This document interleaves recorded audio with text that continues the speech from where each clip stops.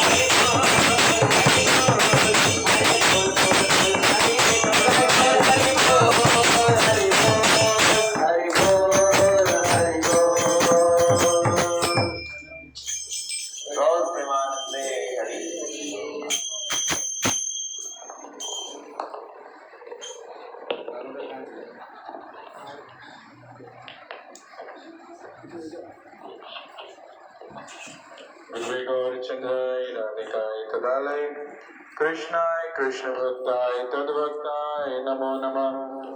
नमो विष्णुपादाय राधिकाय प्रियात्मने श्री श्रीमद् भक्ति वेदांत नारायण की नामिने श्री कृष्ण लीला कथने सुदक्षम औदार्य माधुर्य गुणश्च युक्तम वरम वरेण्यम पुष्यम हंतम नारायणम तम नमामि। सर्वप्रथम अपने गुरुपाद पद व नित्य लीला प्रविष्ट और विष्णुपाद अष्टोत्तर शत श्री श्रीमद् भक्ति वेदांत शिला नारायण गोस्वामी महाराज जी के अभय चरण कमलों में अनंत कोटि दंडवत प्रणाम करते हुए मंच आसीन पूज्यपाद भक्ति वेदांत श्रीधर गोस्वामी महाराज जी के अभय चरण कमलों में अनंत कोटि दंडवत प्रणाम करते हुए उपस्थित समस्त वैष्णव वैष्णवियों के चरणों में यथा योग्य दंडवत प्रणाम करते हुए आपसे आपकी कृपा प्रार्थना करता हूँ कि जो महाराज जी ने आदेश दिया है उसे पालन कर पाऊं। अभी थोड़ी देर पहले एक हमारी दीदी हैं, उन्होंने एक प्रश्न पूछा, तो जैसा महाराज जी की कथा हमने सुनी है और जो समझा है वो महाराज जी के सामने ही प्रस्तुत करने की चेष्टा करूंगा। अगर कुछ गलती होगी तो महाराज यही ठीक कर देंगे। तो महाराज जी एक कथा सुनाते हैं, पूछते हैं कि आपके पास एक खाली बैग है, ठीक है, और आप रास्ते पे जा रहे हो, अचानक से देखा 500 के बंडल पड़े हुए हैं, 500 के नोट के गड्डियां भरी पड़ी हैं। क्या करोगे? क्या करोगे? क्या करोगे? उठा ही लेंगे? नहीं, असली नोट है, नकली नहीं है, ठीक है। अब पूरा बैग भर लिया, जहां तक भी भर सकते हो भर लोगे। अब थोड़ी आगे गए 2000 के नोटों के बंडल, अब क्या करोगे? ठीक है ना, महाराज जी यही कथा सुनाते हैं, यही प्रश्न ऐसे ही पूछते हैं। लोग बड़े चालाक हैं। हाँ। मतलब 5 रुपया भी फेंक देंगे। हाँ। तो कितने बड़े आदमी थे। अब क्या कर रहे हो आप? 200, 2000 और आगे गए तो सोने के आभूषण भरे पड़े, गिरे पड़े, क्या करोगे? 2000 पलट गए, वो भरोगे। और उससे आगे गए तो बहुमूल्य रत्न पड़े हुए हैं, हीरे जवाहरात बहुमूल्य, क्या करोगे? अब कहेंगे सोना भारी है भाई, रत्न भर लेंगे, इसमें तो ज्यादा आ जाएगा। तो दीदी ने ये पूछा हमसे कि महाराज जी हर बार ये कथा सुनाते हैं, आप थोड़ा सा सरल करके हमें समझाएं। तो जो महाराज जी की गुरुदेव की कृपा से जो समझा वो समझाने की कोशिश करी। महाराज जी अगर कोई भी मेरे में त्रुटि होगी तो ठीक कर देंगे। देखो, इस संसार में जब से हमारा जन्म हुआ हम क्या कर रहे हैं? चीजें ही तो बटोर रहे हैं। वो खाली बैग जो है हमारा, वो हमारा मन है। वो जो खाली बैग है हमारा, वो हमारा मन है। हम जब बचपन में चले, खिलौने मन में भरे हुए हैं, हाँ, कुछ खाने पीने की चीजें मन में भरी हुई हैं। जैसे जैसे बड़े होते गए अब वो चीजें छोड़ते जा रहे हैं। क्यों? क्योंकि अब उनसे आगे की चीजें मिलती जा रही हैं, है ना, उनसे आगे की चीजें मिल रही हैं। तो अब मन से जो वो पुरानी चीजें हैं वो निकाल रहे हैं, नहीं भर रहे हैं। और आगे बढ़ते गए, बड़े होते गए, फिर शादी हुई, बच्चे हुए, क्या है इस मन में हम क्या भर रहे हैं? लेकिन इसी संसार को ही तो भर रहे हैं और इन्हीं संसारिक चीजों को ही भर रहे हैं। क्यों? क्योंकि हमें क्या लगता है यही बड़ी बहुमूल्य चीजें हैं, इनके बिना हमारा जीवन चलेगा ही नहीं, हम कुछ कर ही नहीं सकते भाई इसके बिना। परंतु जो यहाँ पे जो आखिरी में जो बहुमूल्य रत्न वाली बात थी ना, कि जिसके आगे हमने सब कुछ फेंक दिया और एक एक रत्न क्या कर रहा है, जो पीछे जितना जितना उठाया था ना उससे भी कई गुना गुना केवल एक छोटा छोटा रत्न दे रहा है। तो ये क्या चीज है? जब हमें सद्गुरु प्राप्ति हो, जब हम ऐसे साधुओं के, ऐसे गुरुदेव के शरण में आए, तब उन्होंने बताया, अरे तूने अपने मन में क्या भर लिया? ये अच्छी अच्छी ये बहुमूल्य चीजें, ये बहुमूल्य रत्न भर, ये रत्न कहाँ से लाए? जो कहते हैं ना, जैसे मीराबाई का कीर्तन है, ले लो रे कोई राम का प्यारा, आवाज लगाऊं गली गली, क्या था? हीरे मोती मैं बिकवाऊं। आप सबको पता ही है। तो क्या कह रहे हैं महाराज जी, गुरु वर्ग वैष्णव जन आपको यही चीज देने आ रहे हैं कि अरे इन मन में से ये जो संसार है, क्योंकि वो जो चीजें है ना केवल और केवल कष्ट दे रही है। ये जो मनुष्य जीवन हमें मिला है, इस मन में ये सब चीजें भरने के लिए नहीं दिया। इस मन को हमारे गुरुदेव कहते थे क्या, तुम्हारा मन ना कुमन हो गया। क्या हो गया? गंदा हो गया। क्यों? क्योंकि इसमें संसारिक तुमने जो इच्छाएं ये कीचड़ों की तरह कंकड़ पत्थर ये भर लिए हैं। तो ये मैं क्या करूंगा, मैं तुम्हारे कुमन को लेके साफ करके सुमन बना के क्या करूंगा, ठाकुर जी के राधा रानी के चरणों में चढ़ा दूंगा। तो सुमन का दो तात्पर्य होता है, एक तो सुमन सुंदर मन हो गया और दूसरा पुष्प। हम क्या करते हैं, भगवान के चरणों में राधा रानी के चरणों में पुष्प चढ़ाते हैं। तो वैसे ही क्या करना है हमें, जो गुरुवर्ग जो वैष्णव जन जो हमें उस बहुमूल्य शास्त्र, जो शास्त्र है हमारे गीता भागवत हैं, जिनका आज की डेट में कहीं सही तरीके से पाठ ही नहीं होता, कहीं उनकी जो असली, जिसको सत्संग कहा है, सत्य का संग कहा गया है, जो सत्य बातें हैं जो हमें सुनने को स्कूल कॉलेज तो छोड़ो मंदिरों में भी अब ढंग से नहीं मिल पाती हैं, उन सत्य बातों को, उस सत्संग को, उस बहुमूल्य रत्नों को, भगवान के नामों को देने के लिए हमारे बीच में आ रहे हैं। तो अपना वो जो बैग भर रखा है ना, अपना मन जो भर रखा है बेकार की चीजों में, और जिससे कुछ मिलने वाला नहीं है, लास्ट में बुराई मिलनी है, सब कुछ करते हुए भी बुराई मिलनी है, उस बैग को झाड़ दो और जो इनसे मिल रहा है ना उसमें भरो। ये बहुमूल्य रत्न। क्यों? क्योंकि ये कहाँ लेके जाएंगे। अगर मैंने इस मन को, भगवान कहते हैं ना मन मना मद भक्तो मध्याजी माम नमस्करू, तो अर्जुन ये मन मुझे दे दे। ये मन कैसे जाएगा, अभी तो गंदा हो रखा है ना। तो क्या करेंगे, हम इनकी बातों को, इस सत्संग को सुनेंगे, भगवान के नामों को हम इनसे लेंगे, ठीक है, हम इनसे हरि नाम लेंगे, ठीक है, फिर उस हरि नाम को जब हम करेंगे, हम अपने मन को उस हरि नाम से भरेंगे, तब वो मन क्या होगा, भगवान को अर्पण होगा। और क्या होगा, इस मनुष्य जीवन की सार्थकता होगी। ये मनुष्य जीवन हमें यहाँ पे केवल मैक्सिमम माताएं बैठी हैं और कुछ हमारे भाईजन भी बैठे हैं, केवल और केवल यहाँ पे घोड़े खच्चर की तरह, गधे की तरह नहीं मिला कि बस इसी में लगा दो, परिवार में या इसी में बस। आप खुद सोचो, क्या कि इसीलिए जन्म लिया था कि खाना बनाएंगे, बच्चे पैदा करेंगे, परिवार बनाएंगे? नहीं, ये मनुष्य जीवन हमें भगवान ने शास्त्रों में बताया कि इसलिए दिया है कि इसी योनि में, इसी मनुष्य जीवन में ही हम भगवत प्राप्ति कर सकते हैं। तो क्या करें, उस कुमन रूपी थैले को अब झाड़ लो और उसमें ये अच्छी अच्छी बातें जो महाराज जी देंगे, जो ये हरिनाम हमें देंगे, वो हम इनसे लेके क्या करेंगे, इस मन में भरेंगे और इस मन को कहाँ कर देंगे, राधा रानी ठाकुर जी के चरणों में लगा देंगे। और क्या होगा, भगवत प्राप्ति करेंगे, भगवान की सेवा करेंगे। गौर प्रेमानंदे हरि हरि। दामोदर है कहीं? दामोदर इधर आ जाओ। दामोदर जी कहाँ हो? आ जाओ इधर। हाँ, सब बड़े बड़े ध्यानी ज्ञानी होते हैं।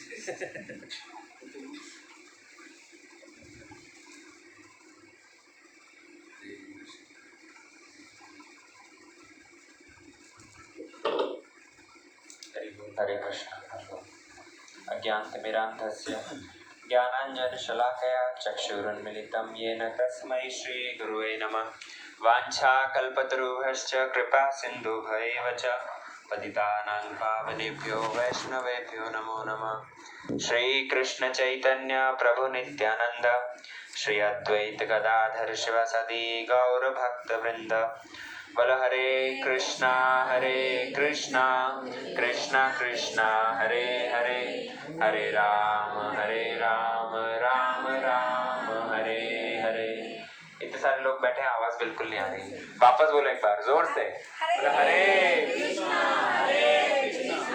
कृष्णा कृष्णा हरे हरे, हरे राम राम राम हरे हरे। सर्वप्रथम अस्मदीय गुरुपाद पद्म परमाराधितम श्री श्रीमद् भक्ति वेदांत श्री गोस्वामी महाराज के चरणों में अनंत अनंत कोटि दंडवत प्रणाम करता हूँ तदुपरांत परम गुरुदेव वर्ग नित्य लीला प्रविष्टम विष्णुपाद अष्टोत्तर शत श्री श्रीमद् भक्ति वेदांत श्री नारायण गोस्वामी महाराज नित्य लीला प्रविष्टम विष्णुपाद अष्टोत्तर शत श्री श्रीमद् भक्ति श्री रूप सिद्धांति गोस्वामी महाराज के चरण कमलों का आश्रय लेते हुए यहाँ उपस्थित समस्त माता भाई बहन प्रभु वैष्णव वैष्णवी सभी को मेरा यथायोग्य दंडवत प्रणाम। देखो आज बड़ा सौभाग्य का दिन है। आज माता जी घर पे हम लोग सत्संग के लिए एकत्रित हुए हैं। इसलिए भक्ति विनोद ठाकुर अपने कीर्तन में बोलते हैं, जे दिन गृहे भजन देखी गृहे ते गोलोक भाई, कि जिस दिन घर में भगवान का कथा कीर्तन हो, ठाकुर का चर्चा हो, सत्संग हो, वो दिन घर घर नहीं रहता। घर क्या हो जाता है? गृहे ते गोलोक भय, साक्षात गोलोक हो जाता है। क्योंकि गोलोक में क्या है? ठाकुर जी की सेवा, ठाकुर जी की कथा, वहां पर सब ग्वाल बाल सारी सखियां, वहां पर जो भी कोई है गोलोक वृंदावन में क्या करते हैं? वहां पर केवल मात्र ठाकुर जी की चर्चा करते हैं। इसलिए सत्संग का इतनी महत्व बताइए। सब शास्त्रों में क्या कह रहे हैं? साधु संग सर्व शास्त्र कहे। सब जगह क्या बोल रहे हैं? साधु संग करने के लिए बता रहे हैं। क्योंकि साधु संग से क्या होगा? अभी प्रभु जी बता रहे थे ना, साधु संग से ही, गोस्वामी जी कहते हैं बिनु सत्संग विवेक ना होई। अगर हम सत्संग में आएंगे तभी जाकर ऐसी अच्छी अच्छी शास्त्र की बातें सुनने को मिलेगी। क्योंकि ये जो नॉलेज है, ये जो ज्ञान है, ये आज के समय पर इतना दुर्लभ हो गया है। बता रहे थे ना, मंदिरों तक में भी शुद्ध रूप में ये शुद्ध भक्ति की शिक्षा नहीं है। ये शुद्ध भक्ति की शिक्षा देने वाले आजकल लोग दुर्लभ होते जा रहे हैं। लेकिन एकमात्र क्या होते हैं? साधु लोग घर घर में भ्रमण करके और जीवों के प्रति कल्याण, जीवों की दुर्दशा देखकर उनके प्रति दया करने के उद्देश्य से ऐसे अलग अलग जगह जाते हैं और वहां जाकर ये सत्संग करते हैं, वहां जाकर हरि कथा बोलते हैं। जिसको क्या नंद महाराज भी स्वयं कह रहे हैं। जब नंद महाराज अपने पुत्र कृष्ण का नामकरण करेंगे, उनका नामकरण करेंगे, तो उस समय गर्गाचार्य जी आए। जब उनके यहाँ पर गर्गाचार्य जी उपस्थित हुए तो नंद महाराज स्वयं कह रहे हैं कि आप जैसे महापुरुष गृहस्थ लोगों के घर में जाते हैं, किस लिए? भिक्षा करने के लिए, या उनके पास में खाने कुछ अभाव है, उस अभाव की पूर्ति के लिए? हाँ नहीं। महंत स्वभाव यही तारीते पामर, निज कार्य नहीं तबु जान तार घर। कि महंत लोगों का, जो संत लोग होते हैं, उनका स्वभाव ही ऐसा है। वो जीवों को जब देखते हैं घर में, जब गृहस्थ लोग या इस संसार के जड़ जगत के लोग किस प्रकार पशुओं की भांति अपना जीवन व्यतीत कर रहे हैं, खाना, सोना, बच्चे जन्म दे देना और बूढ़े होकर मर जाना, जब देखते हैं कि इसी प्रकार उनकी दिनचर्या चल रही है, और जिसके लिए भगवान ने मानव शरीर दिया था हरि भजन करने के लिए, वो भजन ना करके बड़े ही दुखी हैं, तो उनके दुख को देखकर सभी साधु संत का क्या होता है? हृदय द्रवीभूत हो जाता है। और इसीलिए वो घर घर में जाकर क्या करते हैं? निज कार्य नहीं, उनका खुद का कोई प्रयोजन नहीं होता, लेकिन फिर भी उनके घर में जाकर उनको समझाते हैं कि भगवान ने ये तुमको मानव जीवन किस लिए आता? सत्संग के लिए। इसलिए सभी शास्त्रों में सत्संग की भूरी भूरी प्रशंसा की गई, बड़ी महिमा गाई गई है। एक कहानी के माध्यम से समझने की कोशिश करो। अगर कोई लव मात्र, कहते हैं लव मात्र साधु संग सर्व सिद्धि है। लव मात्र मतलब अगर 1 सेकंड का 11वां ना 12वां भाग कितना करोगे तो उसको एक लव बोलते हैं। बोले अगर कोई इतना छोटा सा समय भी अगर साधु संग करे तो उसकी बड़ी महिमा है। कैसे? एक बार एक व्यक्ति था, उसका था बड़ा नास्तिक था, लेकिन उसका भाई बड़ा आस्तिक था। क्या था? उसका भाई बड़ा ठाकुर का भजन करता था। उनके घर में कभी सत्संग के लिए उसने अपने गुरुजी को बुलाया। गुरुजी जब घर में आए तो उस व्यक्ति की इच्छा नहीं थी, फिर भी किसी प्रकार वो वहां पर सत्संग में बैठ गया। कुछ समय के लिए सत्संग में बैठा था।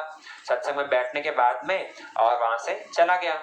अंतिम समय में जब उस व्यक्ति का मरण आया, जब उसकी मृत्यु हुई, मृत्यु के समय पर क्या हुआ? उसको लेकर जाकर ले गए यमराज के पास में। यमराज के पास में चित्रगुप्त को बुलाया। चित्रगुप्त से बोला कि इसका सारा बही खाता निकालो, क्या इसने पूरे जीवन में किया, क्या नहीं किया। तभी चित्रगुप्त सारी डायरी देख रहा है इसने जीवन में कभी ठाकुर का भजन नहीं किया। भगवान ने जीव भजन के लिए ये मानव शरीर दिया था, कभी भजन नहीं किया, कभी साधु संग किया नहीं, और पूरा जीवन ऐसे व्यतीत किया है। बाद में कहीं ढूंढते ढूंढते मिला कि हाँ, कुछ थोड़ी सी देर ये इनके घर में जब सत्संग हुआ था, इसके बड़े भाई के गुरुजी आए थे, तो थोड़ी समय के लिए सत्संग में बैठा था। उसकी रुचि नहीं थी, लेकिन फिर भी थोड़े समय के लिए भाई ने बोल दिया तो प्रेशर, अभी जैसे यहाँ पर भी काफी लोग आए होंगे, बोले पड़ोसी है, हम लोग बुलाया है, सोशल प्रेशर की वजह से आ जाते हैं। हाँ, लोग शादियों में जाते हैं ना, किस लिए जाने का, भले तबीयत खराब हो लेकिन फिर सोशल प्रेशर, बोले हम कहीं नहीं जाएंगे तो फिर हमारे यहाँ कौन आएगा, इसी प्रेशर से ही चले जाते हैं। तो ऐसे ही उसकी भी सोशल प्रेशर की वजह से, या भाई ने बोल दिया, रुचि ना होने की वजह से भी वो वहां पर सत्संग में बैठा था। अभी चित्रगुप्त ने जब ये बात यमराज को बताई, यमराज जी उसने पूछने लगे हैं कि तुम बताओ, तुमने जो ये साधु संग किया था, थोड़ी देर सत्संग किया था, उसका फल तुम पहले चाहते हो या पूरा जीवन जो तुमने फालतू काम किए हैं उसका फल पहले भोगना चाहते हो? उसने बोला कि सत्संग का जो थोड़ा बहुत फल है थोड़े ही समय के लिए होगा, देखते हैं क्या देंगे, यही पहले भोग लेता हूँ। उसने कहा आप मुझे सत्संग का फल पहले दे दो, आप मुझे सत्संग का फल पहले दे दो। तो वहां पर यमराज जी ने क्या किया, उसको स्वर्गलोक में भेज दिया। बोले तुमने जो थोड़े समय के लिए सत्संग किया था, तुमको कुछ समय के लिए स्वर्गलोक की प्राप्ति होगी, तुम स्वर्गलोक में इसको भेज दिया। अभी स्वर्गलोक में वो जैसे ही चला गया, स्वर्गलोक की चकाचौंध देख के तो आश्चर्यचकित हो गया। यहाँ पे जैसे अच्छे होटल्स में जैसी फैसिलिटीज होती है ना, उससे भी शानदार वहां पर क्या, वहां पर ऐसे साथ जड़ जगत में जैसा एनवायरमेंट रहता है वैसा नहीं। वहां पर क्या, वहां पर गर्मी नहीं, वहां पर हमारे अनुकूल वातावरण रहता है। और वहां पर क्या, सोमरस का पान करते हैं, इंद्र साक्षात सोमरस का पान करते हैं, जिसको पीकर कोई बूढ़ा नहीं होता। और वहां पर क्या, सुंदर सुंदर अप्सराएं, पृथ्वी में जितनी सुंदर, जो सबसे सुंदरी अगर स्त्रियां होगी उससे भी कोटि कोटि गुना अधिक सुंदर वहां पर अप्सराएं होती है। तो वहां की चकाचौंध देखकर वे तो बड़ा अचंभित रह गया। सब जगह घूम रहा है वहां पर, स्वर्ग के अंदर सब जगह घूम रहा है और सब चीज देख देख के बड़ा आनंदित हो रहा है। अब सोच रहा है, वहां पर उन्होंने एक कोने में देखा कि इंद्र के छोटे भाई उपेंद्र अर्थात भगवान वामन देव वहां पर क्या, एक कोने में कहीं बैठे थे। वहां पर कुछ लोगों को लेकर वहां पर सत्संग चल रहा था। वामन देव हरि कथा बोल रहे थे और वहां पर सब लोग सुन रहे थे। अभी इसके दिमाग में आया कि मैंने थोड़ा बहुत सत्संग अपने भाई के कहने पर किया था, तो उससे मुझे ये स्वर्ग की प्राप्ति हुई थी। अभी लेकिन यहाँ पर देख रहा हूँ, यहाँ पर भी सत्संग चल रहा है, देखता हूँ जाकर उधर क्या कुछ बैठता हूँ। तो वो क्या किया, वहां पर जाकर और सत्संग में बैठ गया। वामन देव वहां पर हरि कथा बोल रहे हैं, ये जाकर सत्संग में बैठ गया। और धीरे धीरे इसका जो समय था, समय पूरा होते जा रहा है। अभी समय पूरा होने वाला है और यमदूत वहां पर स्वर्ग के बाहर खड़े हैं। बोले इसका समय पूरा होगा, इसको हम लेकर वापस यमराज के पास में ले जाएंगे। अभी इसका समय पूरा हो गया है, लेकिन क्या हो रहा है, वहां पर हरि कथा में बैठा हुआ है और यमराज इसलिए अंदर नहीं आ पा रहे। जो यम के दूत हैं वो स्वर्ग के अंदर नहीं आ पा रहे, क्यों? क्योंकि बताते हैं, अगर आप ठाकुर जी की हरि कथा सुन रहे हो, भगवान की कथा सुन रहे हो, आप साक्षात ठाकुर जी की गोद में बैठे हो।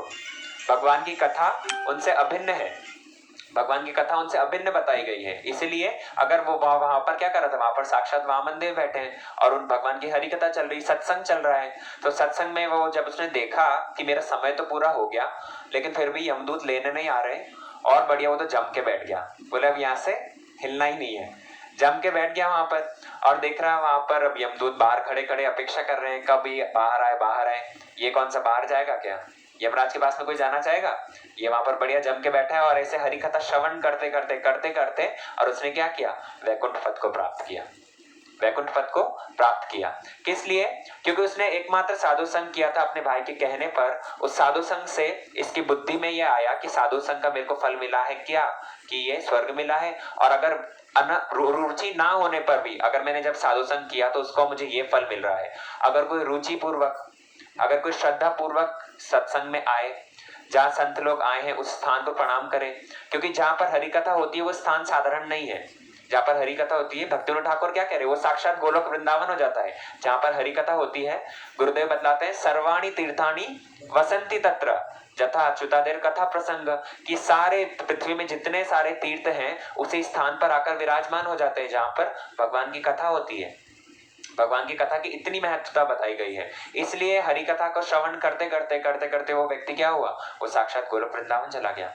इतनी हरि कथा की महिमा, इतनी सत्संग की महिमा है। इसलिए वो स्वर्ग में होने के बाद में भी, ऐसे स्वर्ग में जाकर भी उसने क्या किया, वहां पर भोग ऐश्वर्य थे ना, वहां पर चाहता तो वो भी अन्य जीवों की तरह, इंद्र की तरह क्या सोमरस पान करता, मेनिकाओं के सब जो रंभा और उर्वशी सारी अप्सराएं थी उनके साथ में भोग करता। लेकिन उसने वो ना करके क्या किया, वहां पर भी सत्संग किया। इसलिए बता रहे हैं कि हमको ऐसा स्वर्ग की भी याचना नहीं है। न यत्र वैकुंठ सुधापका, कह रहे हैं कि जहां पर भगवान के सुंदर सुंदर महोत्सव नहीं होते, जहां पर भगवान की हरि कथा नहीं होती, जहां पर भगवान के शुद्ध भक्त निवास नहीं करते, अगर स्वर्ग लोग भी हमको ऐसा प्राप्त हो तो हमको वो भी आवश्यकता नहीं है। हमको सुरेश लोको अपि न सेव्यताम, कह रहे हैं कि ऐसा स्वर्गलोक होने पर भी हमको ऐसी आवश्यकता नहीं है। लेकिन उसके विपरीत अगर जहां पर साधु संग हो, जहां पर हरि कथा हो, जहां पर भगवान का सत्संग सुनने को मिले, तो ऐसे स्थान पर हमें रुचि पूर्वक दौड़ दौड़ के धावित होकर उसी स्थान पर जाना चाहिए, क्योंकि उसी से ही हमारा कल्याण होगा। तो इसीलिए जब भी आपको सुयोग मिले, जब भी यहाँ पर, तो अशोकनगर में तो प्राय यहाँ होता ही रहता है। हमारे पीछे दामोदर प्रभु हैं, रोहिणी प्रभु जी, इन लोग बीच बीच में आते रहते हैं, यहाँ सत्संग प्रोग्राम्स होते रहते हैं। आप लोग हर बार नियम पूर्वक जो है सत्संग में आओ, यहाँ सत्संग सुनने से ज्ञान होगा, ये मनुष्य जीवन आप ऐसे ही सार्थक कर पाओगे। ठीक है। वांछा कल्पतरुभ्यश्च कृपा सिन्धुभ्यो पतितानां पावनेभ्यो वैष्णवेभ्यो नमो नमः। दामोदर क्या कर रहा है? मंत्र जब हो गया? तो ज्यादा मत हो गया, आएगा।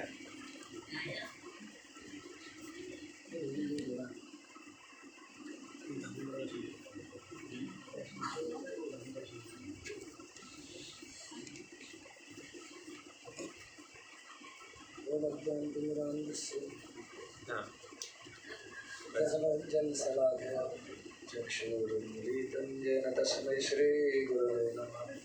नमो विष्णुपादाय श्रीराधिकाय प्रियात्मने श्री श्रीमद्भक्तिवेदान्त श्री नारायण वाञ्छाकल्पतरुर्भश्च कृपा सिन्धुभैव च पतितानां पावनेभ्यो वैष्णवेभ्यो नमो नमः। श्री कृष्ण चैतन्य प्रभु नित्यानंद श्री अद्वैत गदाधर श्रीवासादि श्री गौर भक्तवृंद। बोलो हरे कृष्णा कृष्णा कृष्णा हरे हरे, हरे राम राम राम। बोलो हरे कृष्णा कृष्णा कृष्णा हरे हरे, हरे राम राम राम। सर्वप्रथम गुरुपाद पद्म नित्य लीला प्रविष्ट जो विष्णु पादष्टोत्तर सतयुगाचार्य श्री श्रीमद भक्ति वेदांत श्री नारायण गोस्वामी गुरु महाराज जी के चरणों में अनंत कोटि साष्टांग दंडवत प्रणाम करता हूँ और उनके हित कृपा की वांछा करता हूँ। तदुपरांत शिक्षा गुरुपाद पद्म पूज्य पाद श्री श्रीमद भक्ति वेदांत श्री श्रीधर गोस्वामी महाराज जी के चरणों में अनंत कोटि साष्टांग दंडवत प्रणाम करता हूँ। समोपसंता बहुत अधिक तो नहीं है समय, 5 मिनट। तो शास्त्र की जैसे हम कल जहाँ गए थे वो कथा में बात कर रहे थे कि भगवान की सर्वोत्तम कृपा है। यदि जीवन में कौन आ जाए, घर में कौन आ जाए, कोई संत आ जाए, भगवान की इससे उत्तम कृपा किसी के जीवन में नहीं हो सकती। वो उत्तम कृपा हो रही है, वो आ गए और वो आकर के बहुत सारी चीज़ हमको दे रहे हैं, है ना। वो तो दे रहे हैं किंतु हम ले नहीं पा रहे। क्यों? क्योंकि हमारा क्या नहीं है, सामर्थ्य नहीं है। तो सामर्थ्य कहाँ से आएगा? सामर्थ्य भी उन्हीं की कृपा से आएगा। उसके लिए भी प्रार्थना किससे करनी पड़ेगी? सामर्थ्य भी किससे करनी पड़ेगी? प्रार्थना किससे करनी पड़ेगी सामर्थ्य के लिए? उन्हीं से, गुरुदेव से ही करनी पड़ेगी। समझ में आ रहा है? अभी एक नया बच्चा ने दौड़ना शुरू किया। नया बच्चा क्या कर रहा है? दौड़ना शुरू किया। वो पूरे दिन दौड़ता थकता है कभी? उसे पकड़ने वाले थक जाएंगे, परंतु वो जो सिर भी फूट जाएगा, दांत भी टूट जाएंगे, होठ भी फूट जाएगा, पर उसे रोकना बड़ा भारी है। क्यों? क्या है वो? नया है ना, बड़ा उत्साह है। नया चलता है ना, बड़ा चलता है। जैसे कोई नई नई गाड़ी लेता है पहली बार, वो सारा दिन ना गाड़ी को देखता है। समझ में आ रही बात? सारे दिन क्या करता है? उस वस्तु को देखता रहता है। कब तक? जब तक उसकी स्थिति भर नहीं जाती। एक समय कैसा आएगा? भर जाएगा। भरने के बाद क्या होगा? फिर से तो पलट के भी देखना नहीं चाहेगा। तो जब नया व्यक्ति दौड़ना शुरू करता है, बड़ा उत्साह होता है। उसके संग और भी बच्चे दौड़ते हैं, सब दौड़ते हैं। और पड़ोसी दौड़ रहा होता है ना, हम भी दौड़ रहे होते हैं। ये कैसे आगे निकल जाएगा, मैं इससे आगे निकलूंगा, कंपटीशन कंपटीशन कंपटीशन। पर क्या सच में सब एक दूसरे की बराबरी कर सकते हैं? तो हम जब कोई क्रिया शुरू करते हैं ना, हमको अपना सामर्थ्य, जब हम बड़े हो जाते हैं, समझदार हो जाते हैं, फिर हम क्या कहते हैं? भाई उसका अपना सामर्थ्य हमारा अपना सामर्थ्य, क्योंकि हमें क्या आ जाता है उस समय, क्या आ जाता है, विवेक आ जाता है, बुद्धि आ जाती है, थोड़ी सी जानने लग जाते हैं कि ये चीज हमारे बस की है नहीं। और छोटे में ये बुद्धि नहीं होती, छोटे में तो वो जो कर रहा होता है वो मुझे चाहिए, वो जो ले रहा होता है वो भी मुझे चाहिए, क्योंकि पता नहीं मेरे घर में सामर्थ्यवान है या नहीं। उस समय हम जिद कर लेते हैं, लेकिन जब हम समझदार होते हैं तो हम क्या समझने लगते हैं, हमको पता लग जाता है ये वस्तु हमारे बस की बात, हम कुछ छोटी में संतुष्टि कर लेते हैं, कुछ उससे भी छोटी में कर लेते हैं, कुछ उससे भी छोटी में कर लेते हैं। तो ऐसे ही इस भक्ति जगत में जब हम लोग प्रवेश करते हैं ना, हम लोग बड़े उत्साहित होते हैं। हम लोग क्या होते हैं, उत्साह से भरे पड़े होते हैं। जैसा जो व्यक्ति कर रहा वैसा ही मैं करके दिखाऊंगा। तो कितने दिन, 1 साल 2 साल 3 साल, उसके बाद धीरे धीरे करके क्या होता है, क्यों? क्योंकि हम जो दौड़ लगा रहे थे हमको समझ ही नहीं आता कि हम उसके लायक हैं नहीं। तो हमें क्या करना पड़ेगा, हमें दौड़ लगाने से पहले जिनके पीछे हम दौड़ लगा रहे हैं उनसे कृपा की प्रार्थना करनी पड़ेगी। उनसे क्या करनी पड़ेगी, कृपा की प्रार्थना करनी पड़ेगी। क्योंकि और जगत में तो हम चल सकते हैं, पर भक्ति जगत में बिना भक्तों की कृपा के, बिना गुरुवर्ग की शरणागत हुए बिना चल पाना बड़ा मुश्किल है। हम कहाँ मिल जाएंगे हमको पता ही नहीं है। परंतु यदि हम गाइडेंस में चलेंगे ना, किसकी, गुरुदेव के, यदि हम गाइडेंस में चलेंगे तो हमको क्या करेंगे, हर जगह पकड़ेंगे। कैसे पकड़ेंगे, जो लोग हमारे साथ 30 तारीख को आए उनको पता होगा कैसे पकड़ेंगे, है ना? याद है ना सबको, जब ट्रेन में चढ़ गए तो क्या हो रहा था, महाराज जी स्वयं बाहर खड़े और सबको अंदर जाओ, और एक एक व्यक्ति का बैग उठा के ट्रेन पर रख रहे हैं। मैं नीचे से दे रहा हूँ, महाराज ऊपर खुद बैग खुद अंदर कर रहे हैं। समझ आ रहा है ना? और जो माताएं नहीं चढ़ सकती उनको जल्दी जल्दी हाथ पकड़ के चढ़ा रहे हैं। समझ में आ रहा है अनुगत्य में रहने का लाभ क्या है? और यदि हम सोचेंगे फ्रीडम, आजादी, तो क्या होगा, हम सही जगह पहुंचेंगे नहीं पहुंचेंगे, सही तरह से कर पाएंगे नहीं कर पाएंगे, हमको कुछ भी पता चलने वाला नहीं है। तो भाई कम से कम जो है इन गुरुदेव से उस अनुगत्य की प्रार्थना तो करें हम लोग। क्या करें, उस अनुगत्य की प्रार्थना करें, तब तो प्राप्त होगा। तो हमें संपूर्ण रूप में क्या करना पड़ेगा, गुरुदेव से ही हर वस्तु के लिए क्या करनी पड़ेगी, प्रार्थना करनी पड़ेगी, क्योंकि और हमारे पास कोई रास्ता नहीं है। इसलिए जब हम कोई भी चीज करें बिना गुरुदेव की आज्ञा के ना करें। हम जब करने जाए तो पूछें क्या मुझे ऐसा करना चाहिए या नहीं करना चाहिए। हम ज्यादातर कर देते हैं, उसके बाद जाके बोलते हैं ऐसा कर दिया। तो वो चीजें हमको समझनी पड़ेंगी। और यदि हम सच में दिखा रहे हैं कि हमको उनका गाइडेंस स्वीकार है, तो हमको हर क्रिया करने से पहले कम से कम उनसे बात करनी पड़ेगी। तो क्या होगा, तो हमारा चाहे जगत में कुछ हो ना हो, किंतु भक्ति जगत में हमारा पतन निश्चित नहीं होगा। क्योंकि वो जानते हैं हमारा बच्चा, हमारी स्थिति क्या है, माता पिता जानते हैं मेरे बच्चे की कैपेसिटी कितनी है ना? और ये इनमें तो करोड़ों माँ का प्रेम है, कोई काउंटिंग नहीं कितनी माँ कितने पिता का प्रेम है। इसलिए इनके सामर्थ्य को शंका न करते हुए इनके अनुगत्य में रहने से क्या होगा, हमें ये एक एक वस्तु से बचाते हुए चले जाएं। इसलिए जैसा ये आज्ञा करें, जैसा ये आदेश करें, हमें वैसा ही करना चाहिए। मैं अपनी तरफ से ये वस्तु ले लूंगा, अपनी तरह से ये ले लूंगा, मेरे को तो ये वस्तु चाहिए। तो जब ज्यादा जिद करते तो माता पिता दे देते हैं, किंतु हम ये नहीं पूछते कि भाई सच में क्या मैं इस वस्तु के योग्य भी हो गया, नहीं मुझे तो चाहिए। तो हमें क्या करना पड़ेगा, हमें जो ये कहेंगे अगर हम वो करेंगे तो हम जरूर उस जिस जगह जाना चाहते हो लक्ष्य भी हमको मिलेगा। और वहां तक पहुंचने के रास्ते में जितनी बाधाएं हैं वो भी कौन हटाएगा, ये स्वयं ही हटाते चले जाएंगे। आपको पता भी नहीं चलेगा बाधा कब आई और कब चली गई। इसलिए बारंबार इतने दयालु इतने कृपालु गुरुवर के जगत में मिल पाने असंभव। भूल जाओ कहीं किसी जगत में इस प्रकार से हमको इस प्रकार की कृपा में इतने कृपा करने वाले गुरुवर्ग मिलेंगे, असंभव बात है। तो कम से कम इनसे यही प्रार्थना करें कि किसी भी प्रकार से हमारी तो योग्यता नहीं कि आप जो हमें देने आए वो हम ले लें या समझ लें, परंतु आप भी कृपा करें क्या कर सकते हैं, जैसे आप जानते हैं हम कैसे कैसे कैसे करके एक वस्तु प्राप्त कर सकते हैं, कैसे आगे जा सकते हैं। तो कम से कम हम इन्हीं के चरणों में अगर शरणागत पूर्ण रूप से होने की कोशिश करें और इन्हीं से प्रार्थना करें शरणागति के लिए, तो जरूर हमारा क्या होगा, इनमें सामर्थ्य सब कुछ कर सकते हैं। ठीक है, तो ऐसे इनके चरणों में प्रार्थना करते हैं जैसे आप हमारे ऊपर कृपा कर रहे हैं, अहेतु की बिना कारण की, हमारा कोई भी सामर्थ्य नहीं, ये हम इनको कुछ ऐसा करते हैं देते हैं जिससे इनकी कृपा हमारे ऊपर हो जाए। तो ये अहेतु की कृपा है, बिना कारण की कृपा करते हैं, इसलिए बिना कारण की कृपा करने की भी आदत है। तो हम लोग फिर भी क्या करें, कम से कम हाथ जोड़ के बाबा निवेदन तो कर ही सकते हैं। तो ऐसे इसीलिए गुरुवरों की शरणों में यही प्रार्थना करते हैं कि आप इसी प्रकार से हमारी योग्यता न होने पर भी हम पर क्या करें, सदा अपनी कृपा बनाए रखें। वांछा कल्पतरुभ्यश्च कृपा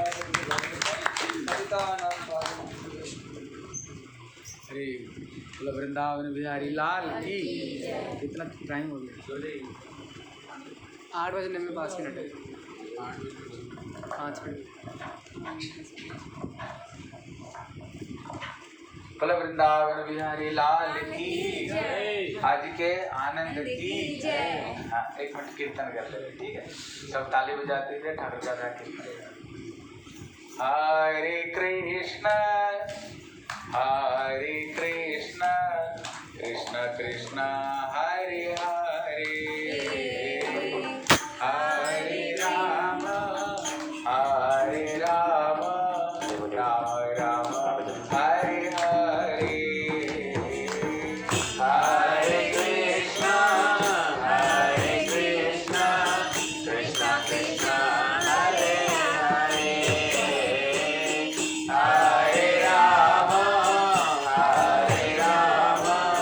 राम राम हरे हरे, हरे कृष्ण कृष्ण कृष्ण हरे हरे, हरे राम राम राम हरे हरे, हरे कृष्ण कृष्ण कृष्ण हरे हरे, हरे राम राम राम हरे हरे,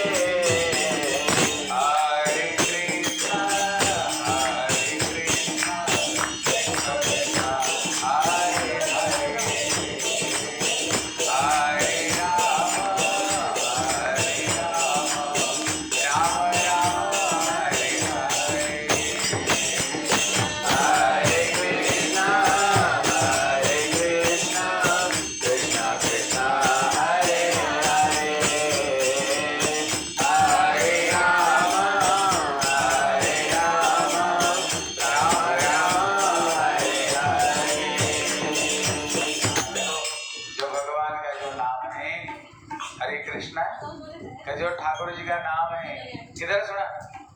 कहते सर्व व्याधि उपशमनम, सर्व उपद्रव शमनम, शांतिदम शांतिरेष्टम हरे नामानुकीर्तन। देखो इसमें बताए, अगर कोई भगवान का नाम कीर्तन करते हैं उसका फल क्या है? हम कलियुग का जीव है ना, जब तक उसका फल नहीं सुनेगा तब तक करेंगे नहीं। कहते अगर कोई भगवान का नाम करे तो उसका फल क्या है? बोले सर्व रोग उपशमनम, कर जितने सब रोग है सबके सब नष्ट हो जाता है। और सर्वारिष्ट, अगर जीवन में तुम्हारी कोई शत्रु है ना, अगर भगवान का नाम करोगे तो समस्त सारे शत्रु भी विनाश। माता जी बैठो चुपचाप, तुम बैठो चुपचाप बैठो। इसलिए कहते जितने सारे शत्रु है, कहते सारे शत्रु भी नष्ट हो जाते हैं। बोले शांति दम, भगवान के नाम से क्या मिलता है? भगवान का नाम से शांति मिलती है। कहते हरे नामानुकीर्तनम, भगवान का नाम कीर्तन करने से ये सब के सब दुख कष्ट दूर हो जाता है। इसलिए क्या करनी चाहिए? भगवान की नाम कीर्तन करनी चाहिए। इसलिए गोकटी कन्या ग्रहणी खगस्य, कहते भगवान के नाम की इतने महिमा है। कहते अगर किसने करोड़ों गैया दान कर दिया है, करोड़ों गैया दान कर दिया, सुवर्ण जैसे सोने की जैसे सुमेरु जैसे सुवर्ण जैसे अगर कोई दान कर दिया, कहते एक कृष्ण नाम को सामने ये कोई भी पुण्य को तो बराबर नहीं कर सकते। इसलिए हरि का बड़ा हरि का नाम, इसलिए भगवान का नाम ही जीवन में करनी चाहिए। लेकिन कुछ लोग का रुचि नहीं होता है, किसके अगर चुगली हो ना घंटे घंटे बीत जाएगी। इससे बढ़िया कोई चटपटी चीज दुनिया में कुछ है ही नहीं, चुगली जैसी है। इसके इतने बढ़िया लगता है, लेकिन बोलता हरि नाम कर, बोले समय कहाँ है, समय कहाँ है। टीवी में कोई सीरियल आ जाए ना 3-3 घंटा बैठ जाएंगे। सीरियल क्या है, झूठ मोट चीज को एक रूपों को बना कर दिखा दिया है ना। जो सीरियल आती है सिनेमा, ये कोई सच चीज है, वो झूठा है, लेकिन झूठे चीज को आप फाड़ फाड़ देखते हैं। लेकिन बोलता भगवान का नाम जब कर, बोले समय का। इसलिए यहाँ पर कहते हैं सुलभम भगवत नामम, भगवान का नाम कैसे। ठाकुर ये नहीं कहते हैं देखो बेटा अगर मेरे नाम जप करोगे ना तुमको इतने पैसा देना पड़ेगा। ठाकुर बोलते हैं नहीं, बोले जीवा च वैसे वर्ती ना। ये जीवा को जैसे बोलोगे चुगली करना तो चुगली करेगा, अगर बोलोगे भगवान का नाम लो तो भगवान का नाम मिलेगा है। लेकिन यहाँ कहते हैं तथापि नरकम जानती, तब भी कलियुग का जीव नरक जाए। कब की वह आश्चर्य अतः परम, इससे आश्चर्य किया है। और जो भगवान की गर्भ से, जब माँ की गर्भ से आए ना, हम भगवान इसको पास में क्या कसम क्या खाया था।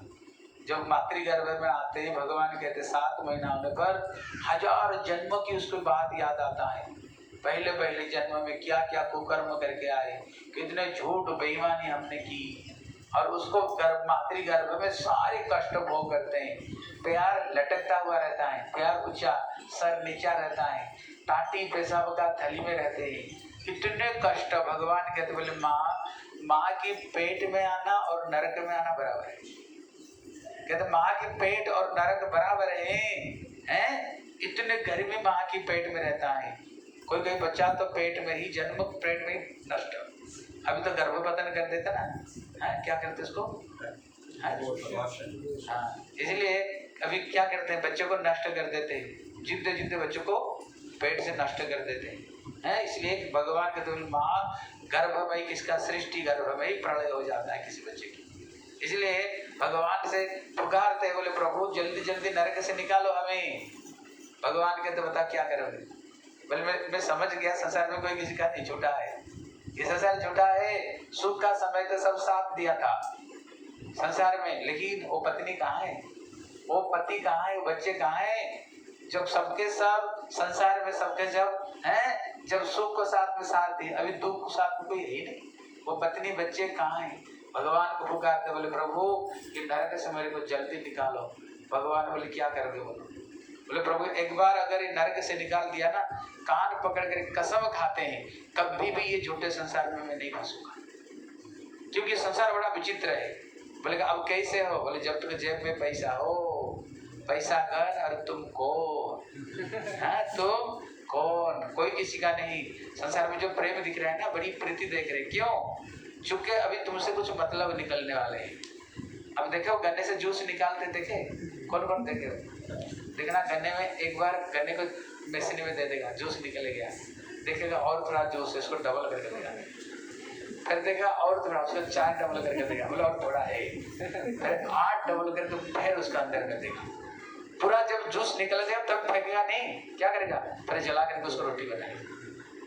ये संसार में ना सब जूस हमसे निकाल रहे हैं। बस दिख रहा है ना प्रेम, दिख रहा है प्रेम है। गुरुदेव कहते थे, एक पत्नी कहती है पति मेरे को बहुत प्यार करता है। गुरुदेव कहते थे बोले थोड़ी सी तरह मुंह जल जाए, नाक टेढ़ी हो जाए, देखना पति तेरे कितने प्रेम करते, तू तो रहते रहते ना और भी घर में ले आए।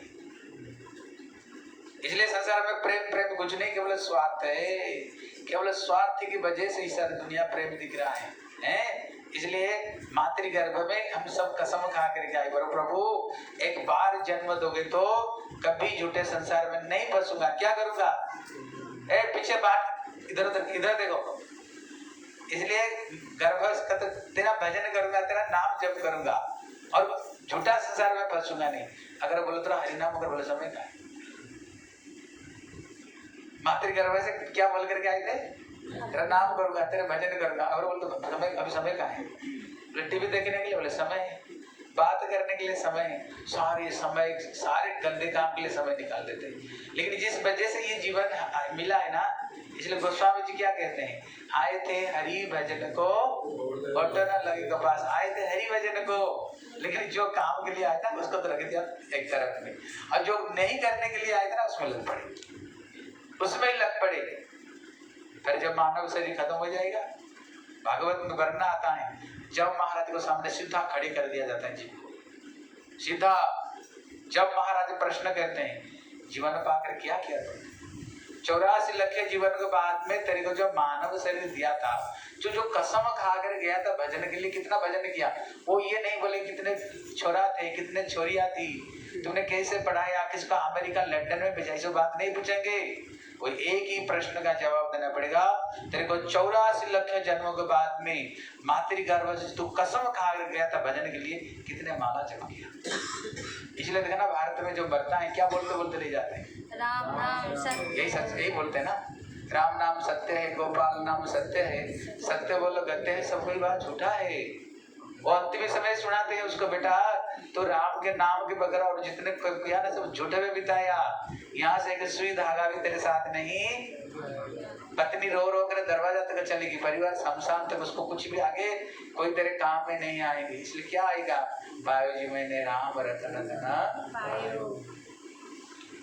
इसलिए क्या करनी चाहिए, भगवान की भक्ति करनी चाहिए, भजन करनी चाहिए। एक समय जब देखना कोई व्यक्ति को जो मर जाता है ना, मर जाता है, उसको ऊपर लेटा करके ले जाते हैं और लोग बोलते हैं राम नाम सत्य है, सुने कि नहीं, गोपाल नाम सत्य है, सत्य बोल गत्य है, सब कोई बात झूठा, ऐसे बोलते बोलते ले जाते हैं।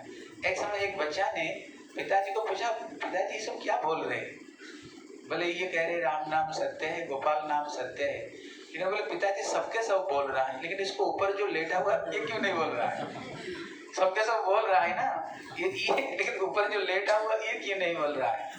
बोले पिताजी ने कहा ये तो मर गया ना, ये मर गया इसलिए नहीं बोले। बोले इसका मतलब पिताजी जो मरा हुआ व्यक्ति वही केवल प्रभु का नाम नहीं लेता। बोला हाँ है मतलब जो मर गया ना वही केवल प्रभु का नाम नहीं लेता है, और जो जिंदा है वो सबके सब प्रभु का नाम लेते हैं। इसलिए भागवत में बताया, बोले जीवन सबो भागवतांग रेणो न जातु मर्त अभवेद तस्तु। सुत गोस्वामी कहते हैं जीवन सबो, एक नई बात कह रहे हैं। बोले आप लोगों ने देखा है जिंदा होते हुए कौन मरा है, कहते जिंदा होते हुए मरा कैसे, बोले श्वास ले रहा है, देख रहा है, चल रहा है, लेकिन मरा है। बोले कौन है, बोले जो जीवन पा करके भगवान का नाम नहीं करता है, बोले जीवन सबो, वो जिंदा होते हुए भी वो मरा है, वो जिंदा नहीं, श्वास ले रहा है, चल रहा है, फिर रहा है, वो तभी मरा है। बोले क्यों, जो भगवान का नाम को नहीं लेते हैं। ठीक है ना, क्या करना, सवेरे उठ करके गुरुदेव कहते थे 100 काम छोड़ करके अपना भोजन करो, 1000 काम छोड़कर अपना काम धंधा करो, और करोड़ काम छोड़कर भजन करो। क्या करो, क्या करो, भजन। पहले सबसे पहले तुम्हारी देखो, तुम्हारी माँ की माँ को देख लो, पहले क्या करती थी, सवेरे उठते ही ठाकुर का आरती उतारती थी, ठाकुर का स्नान करती थी, ठाकुर को तिलक लगाया करती थी, वो तिलक को खुद लगाती थी, रामायण पढ़ती थी, गीता पढ़ती थी कि नहीं। तुम्हारी माँ को देख लेना, सब घर में यही करती थी। लेकिन ये टीवी स्मार्टफोन सब आकर के ना ये सब हमारी संस्कृति को बिगाड़ दिया, सारी चीज को हमारी बिगाड़ दिए हैं। पहले तो समय इधर उधर नहीं जाती थी, सबके सब घर घर में सत्संग होता था, कीर्तन होता था, लोग बैठते थे, बारंबार कथा सुनते थे, उनको ज्ञान होता था, उनको पता चलता था जीवन दुर्लभ है, भगवान बारंबार जीवन नहीं देंगे, बारंबार जीवन भगवान नहीं देंगे, भजन करो भजन करो, यही बात सुनते थे। इसलिए स्वाभाविक रूप में लोगों को पहले लोगों को देखो यही कथा सुनते सुनते रामायण पढ़ो, गीता पढ़ो, भागवत पढ़ो। हम जब छोटे बच्चे थे ना, हमारे अंदर में ज्ञान कैसे आए, हम साधु कैसे बने। मैं गांव का लड़का था, क्या होता शाम को ना सब लोग बैठ जाते थे गाँव में, और मेरे करताल होता था, इसको लेकर के गाँव में कीर्तन होता था, हम बैठते थे, महाभारत होता था, रामायण पढ़ते थे, हम वहाँ बैठ करके सुनते थे क्या पढ़ रहा है, क्या हो रहा है, और सुनते सुनते सुनते सुनते पता यही होता था जीवन दुर्लभ, बारंबार नहीं मिलेगा, भजन करनी चाहिए, उसको सुन सुन कर ज्ञान हो।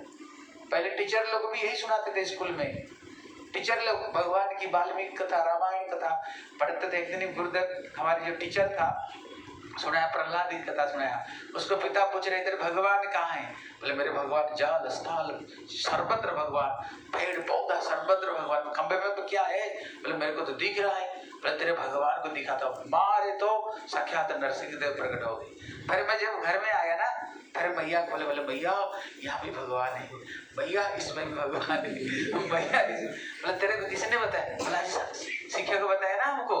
बोले भगवान सब जगह पे। इसलिए पहले बचपन में स्कूल में भी भगवान की कथा सुनाया करते थे, इसलिए बच्चों के अंदर में संस्कार पड़ता था, लेकिन अभी नहीं सुनाते, इसलिए बच्चों के अंदर में ये संस्कार नहीं आते, ये संस्कार नहीं आती है, ठीक है ना। इसलिए क्या करनी चाहिए? भगवान के नाम जप करो। कभी कभी हम सत्संग में आते हैं लेकिन कथा तो सुनते हैं, लेकिन जाते समय ना पल्लू झाड़ कर जल जाते हैं। बाबा आपको काम था सुना दिया चले गए। हमारे ऊपर कोई रंग जैसे घड़ा चिकना हो जाता है ना, कभी कभी घड़ा चिकनी हो जाती है, घड़ी चिकनी हो जाती है, सुनते नहीं। जो सत्संग मतलब होता है, संग मतलब क्या है? सम्यक रूप में अनुभव, जो सुने उसको अपना जीवन में उतारे, तभी तो सुनना हुआ ना। जैसे हमने कहा माता जी 1 गिलास पानी दो, लेकिन उन्होंने मेरे को पानी नहीं दिया। मैंने कहा सुन लिया कि नहीं? बोले सुन तो लिया, 1 गिलास पानी दिला, लेकिन उन्होंने पानी 1 गिलास नहीं दिया। उसको सुनना कहेंगे कि नहीं? बताओ सुनना क्या है? नहीं। सत्संग मतलब क्या है? आ करके अपना जीवन में उतारो, हरि नाम करो, तिलक लगाओ, गले में तुलसी कंठी पहनो, तभी तो सत्संग में आना सार्थक है ना।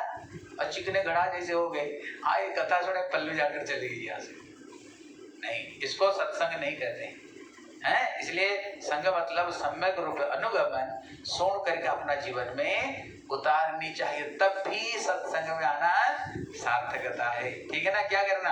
हरिनाम करो, बच्चों को भी हरिनाम करवाओ, भगवान सबके हरिनाम करो, भगवान की भक्ति करो और जीवन में सुखी रहो, ठीक है ना। आज देखो हमारी रमा दीदी किसका नाम है? और आपका नाम क्या? प्रकाश प्रभु जी। इन्होंने अपना घर में भक्त लोगों को बुलाए, इसलिए इनको घर में तो आने का था नहीं। पहले तो हम बोल रहे थे, बीच में बोले नहीं अभी नहीं, बाद में।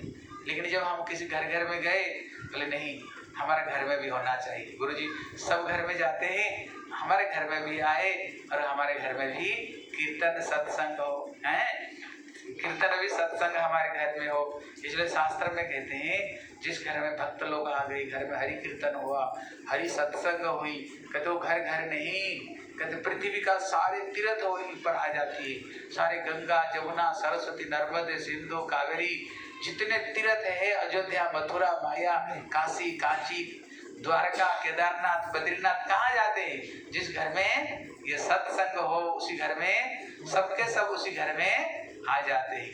लेकिन हम लोग क्या करते हैं? इधर ध्यान देकर सुनो। हम लोग क्या करते हैं? बच्चे का बर्थडे का ना सारे यार दोस्तों को बुलाएंगे और कितने बोतलों तोड़वाएंगे। बोतलों तोड़ना जाते हो, शराब पिलाएंगे और उनको मुर्गा और बकरा बकरी रसोई बनाकर इसको खिलाएंगे। लेकिन घर में संत नहीं बुलाएंगे, घर में भक्तों को नहीं बुलाएंगे। इसलिए संतों का कहना ही नहीं, अगर घर में कोई बच्चे का बर्थडे, शादी की सालगिरह, भगवान के भक्तों को बुलाओ, घर में हरिकथा हो, कीर्तन हो, और उसका अच्छा संस्कार बच्चों को ऊपर पड़ेगा। लेकिन एक संत कहते थे, बहुत बड़े संत, अगर घर में बच्चे का बर्थडे हो, अगर तुमने यार दोस्तों को बुलाया और कितने बोतलें तोड़वाया, शराब पिलाया, घर में मांस खिलाया ना, वो संत कहते थे अगर वो बच्चा का 100 साल होगा तो उसी दिन 50 साल में आ जाएगा, उसी दिन ही 50 साल में आ जाएगा। क्यों? जिस बच्चे को तुमने उद्देश्य बना करके लोगों को शराब पिलाया, लोगों को तुमने मांस खिलाया, इतना जीव हिंसा सबसे बड़ा पाप है, तो बच्चे का कभी कल्याण होगा? वो संत कहते कभी भी कल्याण नहीं होगा, उसी दिन ही 50 साल में उतर आएगा। इसलिए क्या करो? घर में कीर्तन रखवाओ, हरि कथा सुनो, संतों को बुलाओ, बच्चों का आशीर्वाद दो, है उसको शादी की सालगिरह हो तो घर में कथा कीर्तन करो, जिसको द्वारा कल्याण हमारी कल्याण हो, जिसको द्वारा हमारी मंगल होनी चाहिए। इसलिए हमारे श्री रमा माता जी और श्री प्रकाश प्रभु जी और उनका बच्चों, उन लोगों ने घर में आज कीर्तन करवाए, हरि कथा कीर्तन हुई है। भगवान इनको ऊपर में कृपा करे, इनको ऊपर आशीर्वाद करे, जैसे सबके सब भगवान की भक्ति करे और भगवान के भजन में लगे रहे, ठीक है। बोले श्री वृंदावन बिहारी आज के आनंद की जय। जय श्री राधा। सबके सब कीर्तन कर पूछे हरे कृष्णा कृष्णा कृष्णा हरे हरे, हरे राम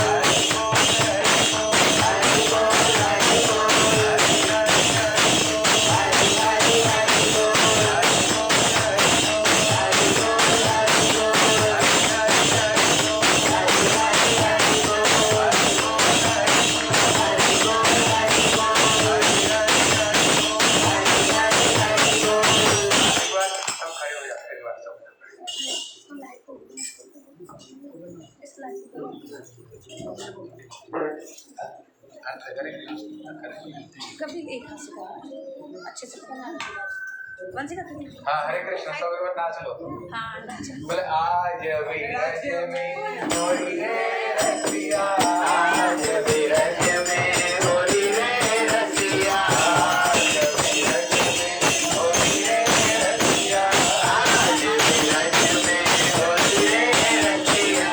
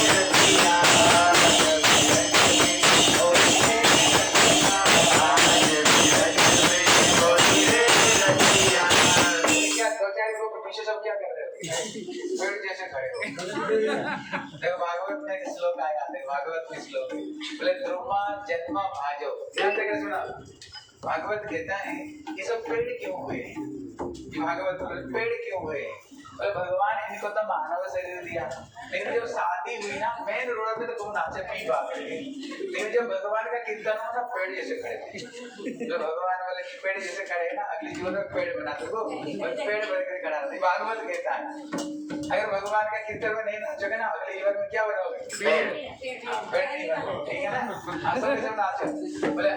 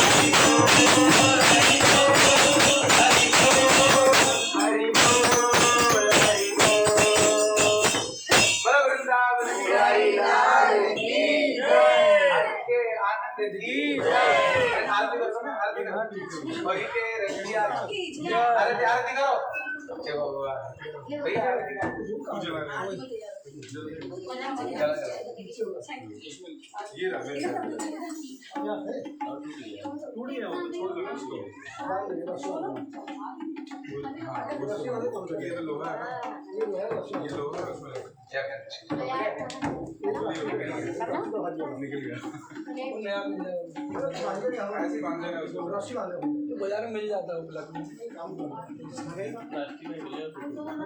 प्लास्टिक से ढीला पड़ गया, ढीला हो गया।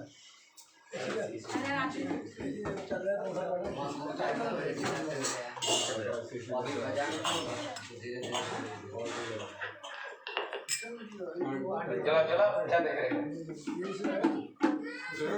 जलाओ उसको। तुम लोग मुझसे खड़ी किसी देख तुम देख रहे हो ना क्या?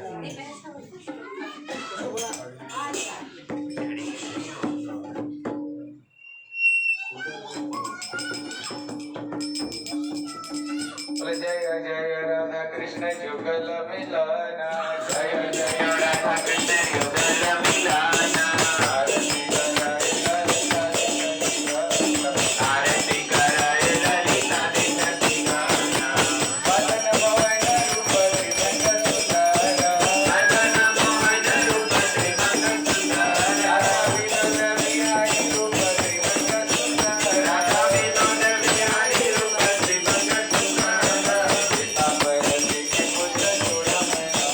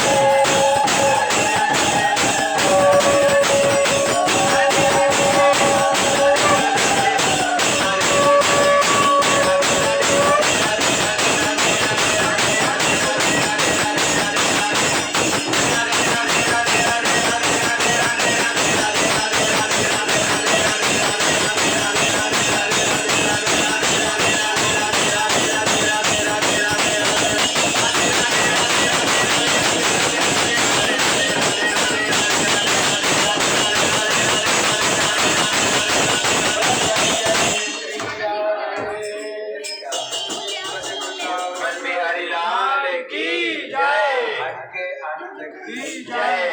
जय श्री राधे श्याम। हरे कृष्ण। भगवान की इसका देखो तो क्या हो रहा है।